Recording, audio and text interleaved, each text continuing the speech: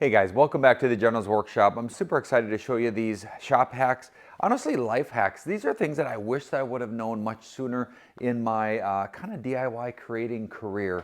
And my hope is that you could get a lot of values from these. So let's get started with number one. So last night I was putting some paint on these floor flanges for a project that I have. And I was spraying these. Now, this is something that I learned in the last couple of years, but I thought this is really genius. And I honestly didn't even know that this existed. So let's say that you take any one of your paint cans, okay?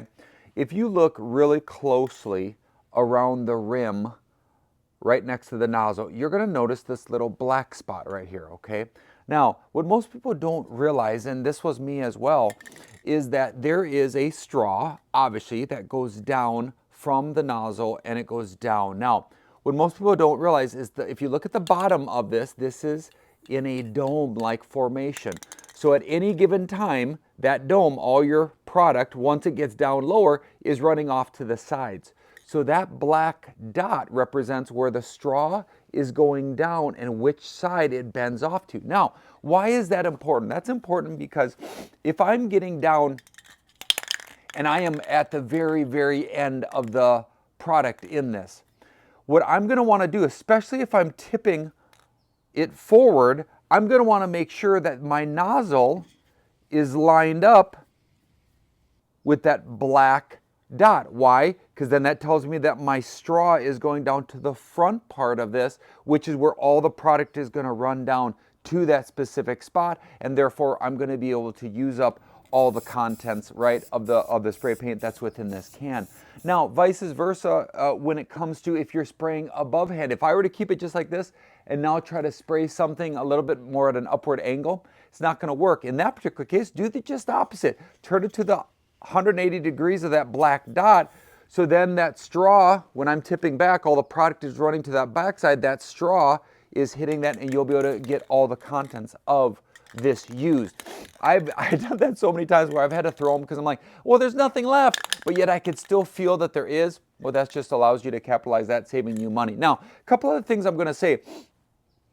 I had one that I let someone use, and it came back and it was almost completely clogged, and that's the nozzle. One thing that you can do, and this is a WD-40 kind of hack, if you will. Again, WD, water displacement 40.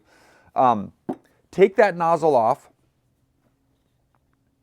Take the paint nozzle, this is after you use it, and put it on the WD-40. And just spritz that. That's going to clean that out, and it won't be gunked or clogged or anything of that nature. Oh, and then don't forget, if you guys are doing big jobs, these little add-on attachments just do a great job, especially if you're dealing with any medical constraints within your wrist, your grips, etc., etc. All right, time to dispel a myth, unfortunately. You've all seen the online reports about the red Solo cups. I specifically have blown this one up to show you these horizontal lines. If you read across the internet, many people will tell you that these were designed very specifically. They're a drinking cup, but more importantly, it tells you exact measurements. If you go on and you look up the company's website, they have professed that these are strictly mechanical advantages in the design of their cups and have nothing to do with measurements, unfortunately. So if you've ever thought, oh no, I know for sure that's 1 ounce, or it's pure coincidental, and it has nothing to do with their initial design or intent for C-cup. All right, number two. This goes back to another WD-41. When you originally get these cans, all right, they have this straw, and oftentimes there was some sort of an adherence mechanism, right? Tape or something which the straw goes in.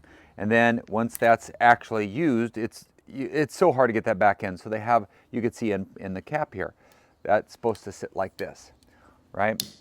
If you didn't know that, I guess that's a hack too, technically. But I don't like that because oftentimes this is always stored next to something.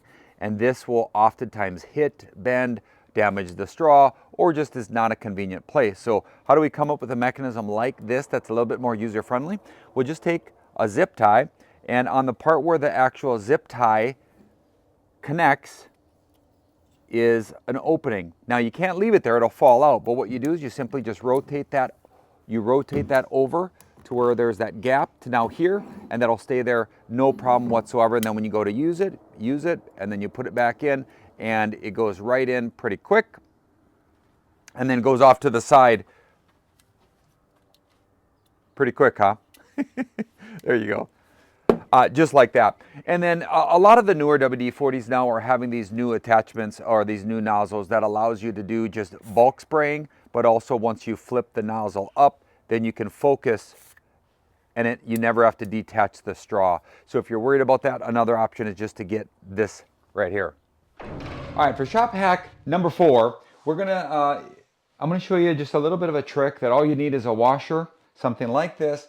And basically what you're trying to do is, if you guys can notice, you can see this gapping. If I got the camera on that angle, so you could see there's a gap here, and then all of a sudden it goes down to nothing, and then a little bit more of a gap. Now, some people would think, well, let's push this gap all the way in, and then the gap becomes bigger down here. Or push this one all the way in, and then this gap becomes bigger, right? What I'm gonna have you do is even it out. So this gap and this gap is about the same from this spot right here, okay? I'm gonna push that down. Now, you need to have a washer where the thickness basically from the inside circle to the outside circle is greater than the distance of the gap, okay? And then what you're gonna end up doing is you're gonna take your washer, you're gonna start on one side or the other, and you're gonna put it on the inside, and I know that this is gonna mark, you're just gonna roll it like this.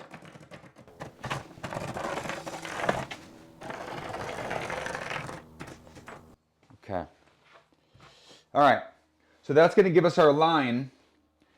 And what's going to end up happening is that's now going to carry the contour of the wall. So I'm going to cut that with the jigsaw, and then we'll put it right back in.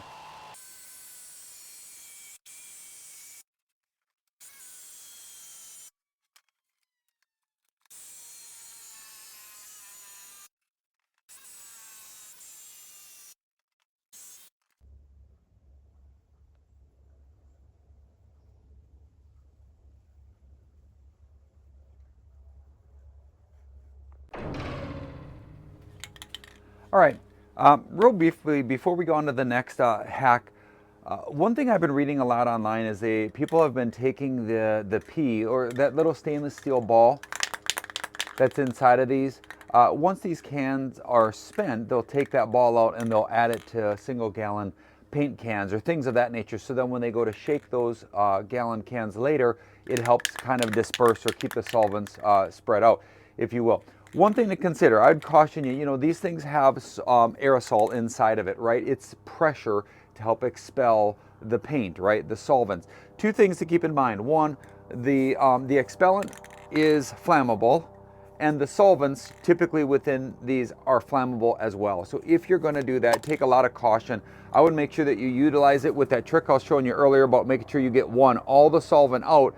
Then when you're done, invert it and spray it more. And then if I were going to puncture this, there are specialty tools for puncturing these cans because these cans have been known to explode, etc., etc. You could also, if you're going to do that, I would consider doing it underwater if you're going to take those, to take that pea out. But here's the honest truth. Here's another hack. If you're so wanting to get that little pea out, that stainless steel ball, one, they sell them for very inexpensive. Or two, just take some of your stainless steel nuts and bolts, put them inside your gallon, and then you don't have to worry about extracting it from here. All right, let's put that down.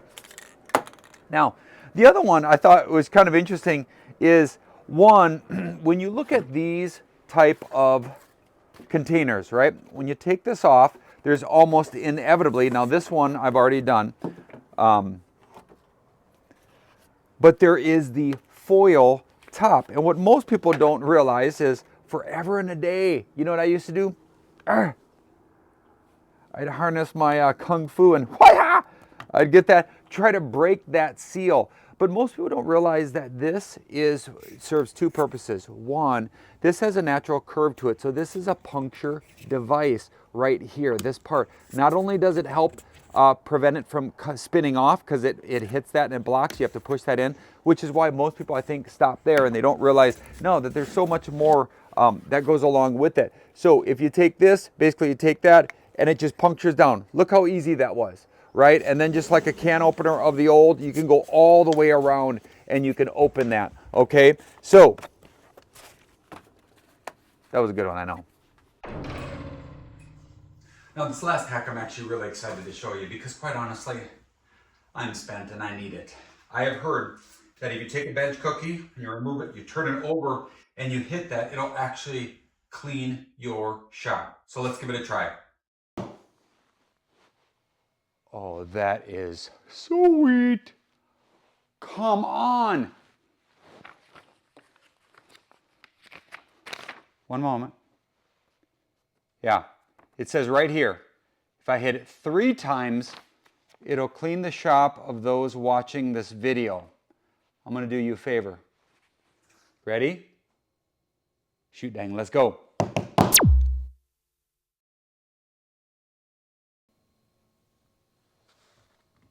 Okay, that was anticlimactic.